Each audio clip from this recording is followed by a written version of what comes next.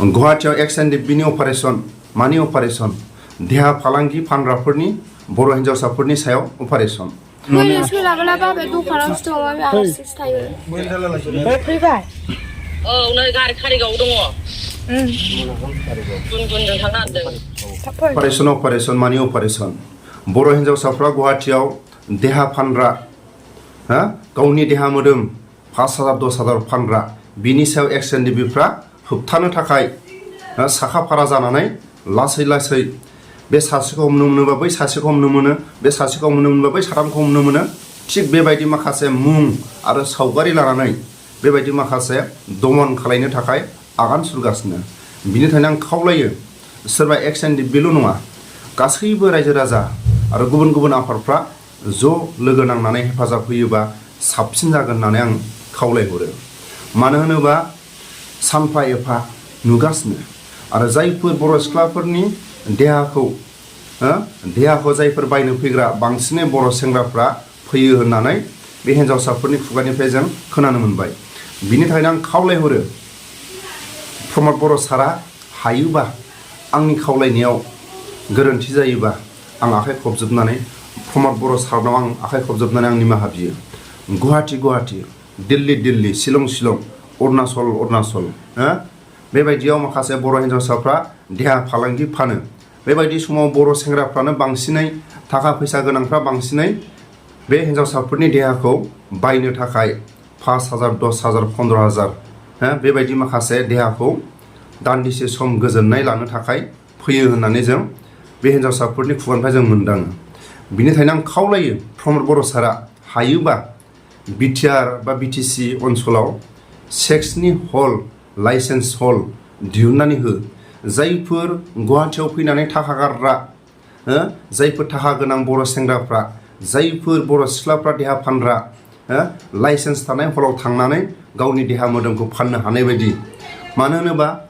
गुवाहाटीनि हटेलाव बे हटेल मालिकफ्रा गुबुन हारि बिसिनि देहाखौ फाननानै आदा 50-50 बर' सिख्लाखौ बर' सेंग्राफ्रानो बायनो फैयो आरो बिसिनि माखासे पारसेन्टआ आदा गामिया मा गामि जोंना गवालपारानि ओमफ्राय बे हिन्जावसाफोरखौ नोङो साप्लाय हरनायावनो बेसेबां मोनो खिथा सैथो पारसेन्टआ बेसेबां मोना इसोरखौ सिनायो नालाय आङो लोगो मोनदों नालाय ओमफ्राय हरदों आरो माना 15,000 फैसाखौ सोर बिनाय बेसो बिदोङो नों मोनलिङा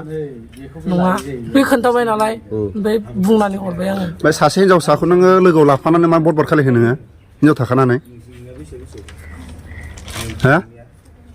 मा गामि खिथा गवालपारा लखिपुर पारसेन्टआ खिथा दे नोंनि नाम साम आंनि नामा कर्मजित ब्रह्म आफानि नामा मुन्ना ब्रह्म होनो बिकास ब्रह्म आफानि नाम नोंनि आफानि नाम बिकास ब्रह्म गामि सामि खिथालाय डिस्ट्रिक्टआ खिथा जायगा खिथा गवालपारा भिलेजआ जोंना बस्तमपारा होनो गामिया बस्तमपारा गामि मा माने नोंसा आफानि नामा बिकास ब्रह्मनि फिसाला नोंनि मामोन नामा कर्मजित बिथाङा दिनै गुवाहाटीयावहा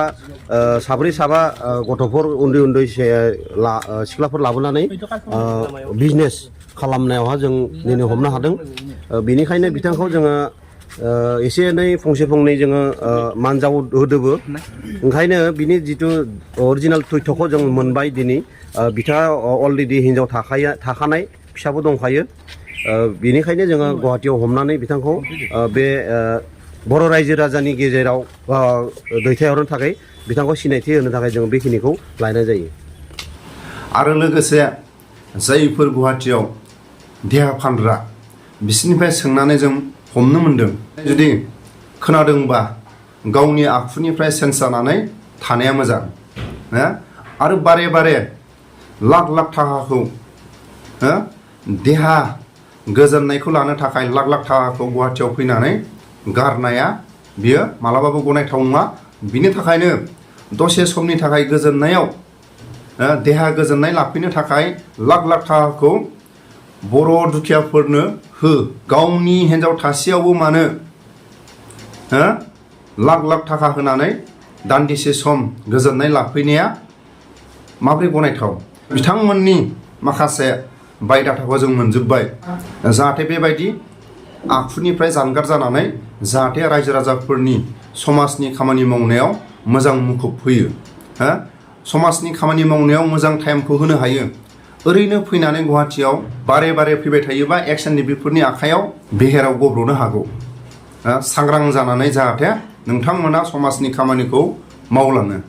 बेखिनि आं भिडिअखौ लाबोदोंमोन प्रमद बर' सारनाव आं खावलायहरो गुवाहाटियाव गुबुन हारिया बर'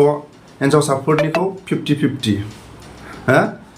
बर' सेंग्राफ्रा गुवाहाटियाव फैनानै मानो थाखाय थाखा फैसाफोरखौ नस्थ' खालायदों बिनि थाखाय BTC BTR आव हायोबा